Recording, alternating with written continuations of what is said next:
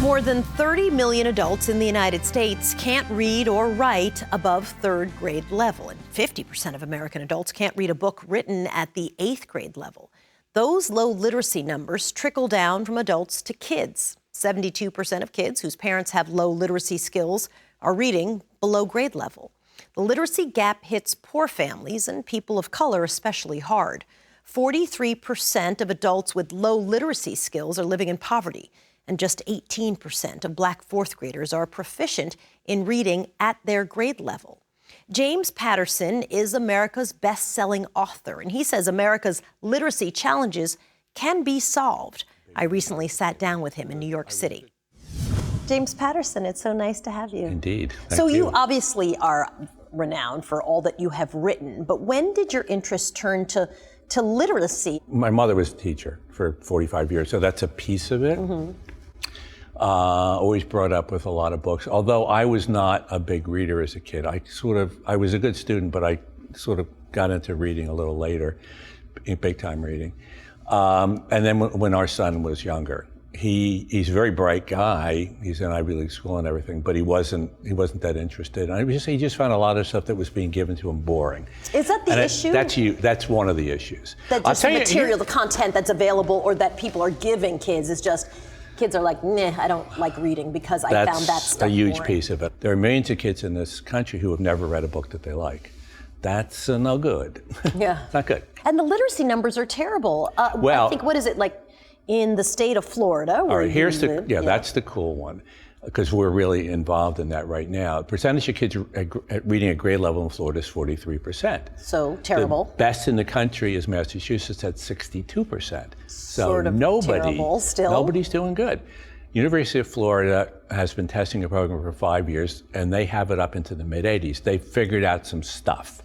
One of the simple things is that teachers from preschool to fourth grade, everybody teaches reading, but a lot of them have not learned what are the most advanced ways to teach reading, the best way. So we're doing a program in Florida, and we're sort of financing a lot of it. We're actually financing more than the state, which is silly.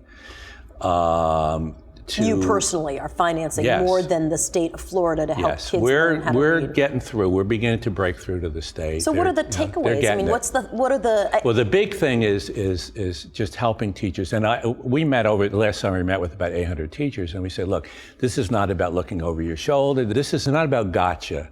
This is about help you. What were the takeaways from it? Obviously, the material. One of the huge things is just teaching them about kids coding. And it used to be that if you read enough books, most kids would catch on to it. Now, so many households, there's no books ever in the household. Two, a lot of schools don't have a lot of books, no libraries. One of the things we fund are classroom libraries with teachers. We work with Scholastic. And that's another big thing, because in a lot of these schools, the teachers have to pay for their own classroom libraries. When we put the program out with Scholastic, we got 82,000 pleas for help from teachers. We helped 18,000. Where we're financing the classroom libraries. But that's a big problem. And just in terms of, if kids read enough, a lot of them will catch on, but there aren't any books in a lot of the schools. Do you worry about adult literacy? I think there was a statistic that said 25% of Americans haven't even read a book in a year. Yeah, I do worry about it. But the issue that I have with a lot of the charities is it's very noble, but it's not going to work. The beauty of this thing in Florida is the kids are in the schools, the teachers are it's all there. It's one thing, this noble thing of we're going to go and we're going to solve the problem of parents who can't read. That's hard, because you're going to go to their houses, you're going to get them to come somewhere. That's really hard. What's the formula for a great book? Have you, after all these years and all these successes, are you able to say, listen, it needs to have this and a piece of that and this ingredient and that? Me. It's story.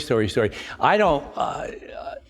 My approach is always just something that moves me emotional. I'm more emotional than intellectual about it, and I'm certainly not into marketing or people think it is, but it's just something where I go, I love this story. I'm glad that you're on the side of literacy. I mean, obviously prolific author. Who but I feel like isn't? You'd like to think who isn't, but here's the thing, okay? So we go through presidential debates, a couple of years ago, and blah, blah, blah, blah, blah, 10 debates, nothing about education. Are you kidding?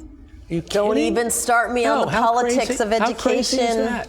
I know. Crazy is that? So, but I think people do value reading. I think there's nobody who says, I believe 43% of kids reading at grade level in the state of Florida is totally fine. I'm cool with that. We should be proud of that, right? No one says that. Right. So maybe that's a sign that everybody is on board at least. It's a sign of wake up. And the best way to get people to wake up is the kids. If you actually, it needs to become top of mind. People get it, but it's not top of mind. Not yet. That's the problem. But you're going to fix that. We're gonna help a little bit. James Patterson, so nice to have Thanks. you. Thank you. Appreciate it. Yep, thank you.